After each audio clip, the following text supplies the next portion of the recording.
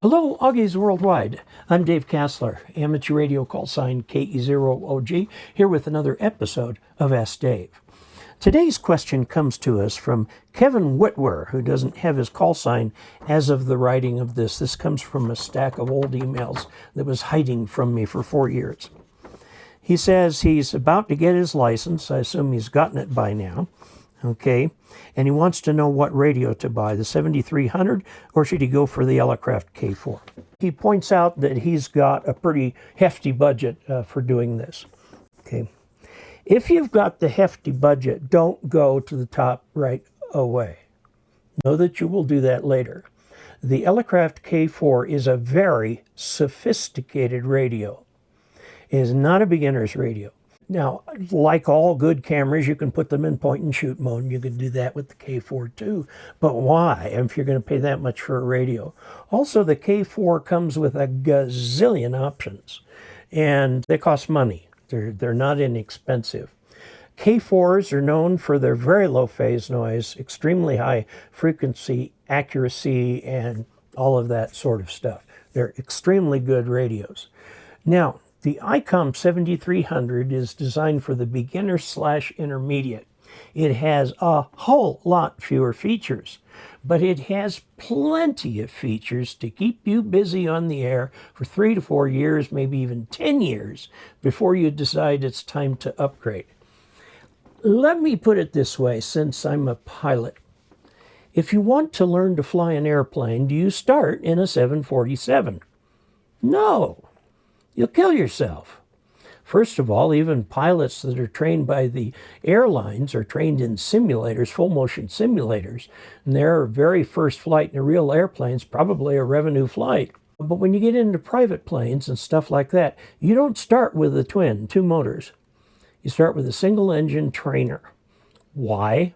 Because it's easy to handle, it's predictable, it doesn't do things you've never heard of or never studied about, it's well behaved, and will do very well for you.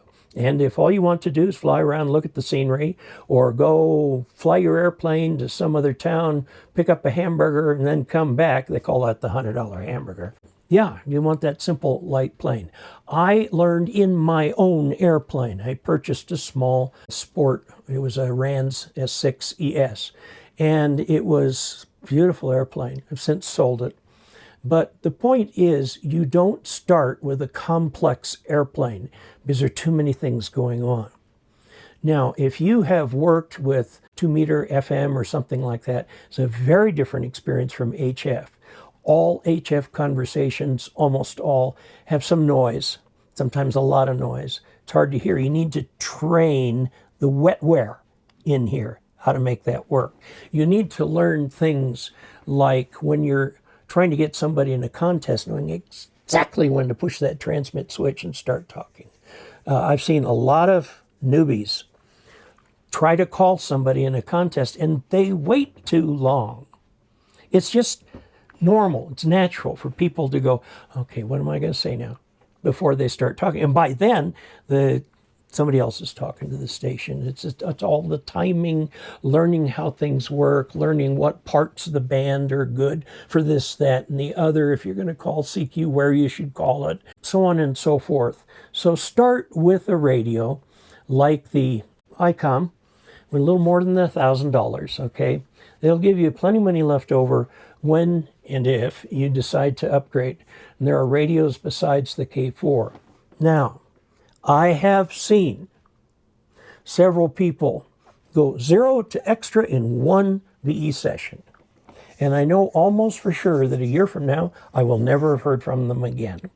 And the reason for that is there are people who like to accumulate certificates, okay?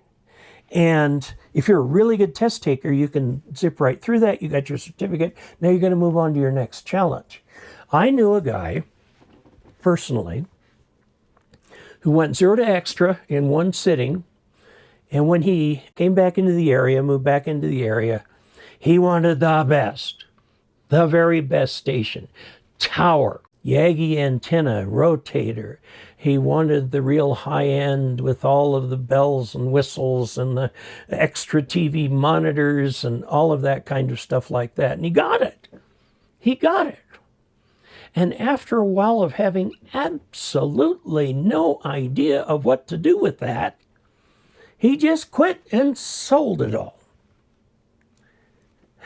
Don't do that, please. I recommend that what you do is you get your general, get something like the 7300 or the FT991A or the FTDX10 or the FT710 or something like that. They're very nice radios. They work extremely well. And they've got actually a lot of oomph under the covers.